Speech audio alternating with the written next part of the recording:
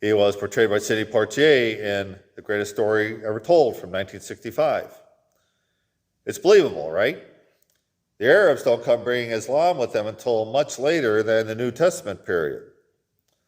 On the other hand, in the more contemporary film King of Kings, there was a black soldier in the scene of Jesus being flogged. Of course, we don't know any of this. Mark doesn't provide any of these details. The makers of movies have a lot of room to create what they want. What was Simon doing there? Mark tells us he was passing through the country. If he were Jewish, and there was a large Jewish community in Cyrene in New Testament times, 100,000 according to Wikipedia, he might have been there with the many other visitors to observe the Passover. If he were not Jewish but a Gentile, he was a bystander who got caught up in the action of the scene, just passing through the country. Maybe he's on business somewhere else, passing through Jerusalem on his way back to Cyrene. Again, it is possible that Simon was a black African. We don't know. Mark doesn't tell us those details.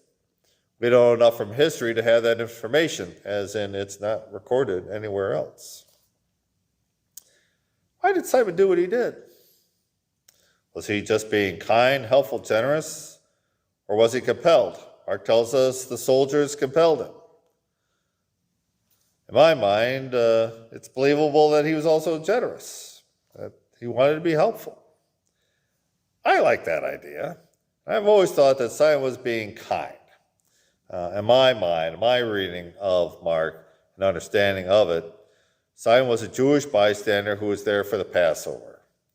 He had pity on Jesus. He could see his wounds, his blood, how tired and weak he was from being kept up all night and being beaten and flogged. Out of sympathy, he takes Jesus' cross and carries it for him. In the traditional Stations of the Cross, this is station number 5. Between Jesus falls the first time and meets Mary, his mother, and then afterward, Jesus' face is wiped by Veronica, and Jesus falls the second time. In the scriptural Stations of the Cross, this is station number 8. Between Jesus takes up his cross and Jesus meets the women of Jerusalem. There's a small chapel in the place along the Via Dolorosa where it is believed that Simon took Jesus' cross. What might have been going through Simon's mind? Again, Mark doesn't tell us, and we don't know from any other sources, but let me suppose this.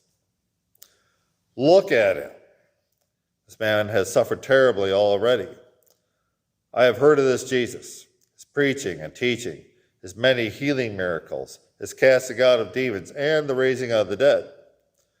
The many signs he did to reveal the glory of God. Could he be the Messiah? I think he could. He called many to follow him, but where are they? No one is stopping this from happening. No one is defending him. Only I am helping him. And yet, I must believe this is an innocent man, that there is no way he could be guilty of any crime deserving death. Look at him. I have such pity for him. I will help him. And he did, Mark tells us. Why does Mark make a point of telling us what Simon did? Mark tells us that Simon was the father of Alexander and Rufus. The tradition tells us that they, Simon's sons, were missionaries, that they were involved in a Christian community in Rome. The Rufus mentioned by the Apostle Paul in Romans chapter 16, verse 13, is thought to be Simon's son. Some believe that Simon was among the men of Cyrene who preached the gospel to the Greeks, as given to us in Acts chapter 11, verse 20. It seems that Mark makes a point of telling us that it was Simon who picked up and carried Jesus' cross because there was connection to the people Mark wrote his gospel for. What, if anything, did Simon contribute to the gospel? Simon makes a small but notable contribution to the telling of the passion of Jesus according to Mark. It seems to me that his contributions were mostly outside the telling of the story of Jesus, but rather the telling of this story. Why it's important is that Jesus is the Son of the promised Messiah of Israel, Savior of humanity and the world, the Son of God and Son of Man, the one foretold by what we call the Old Testament scriptures. I believe that Simon is in Mark's telling of the story because Simon went on to tell the story himself. And then his sons carried the message even further. I love to tell the story. It's among my favorite hymns. Maybe it's among yours too. It's not a hymn we associate with Good Friday, but maybe it should be.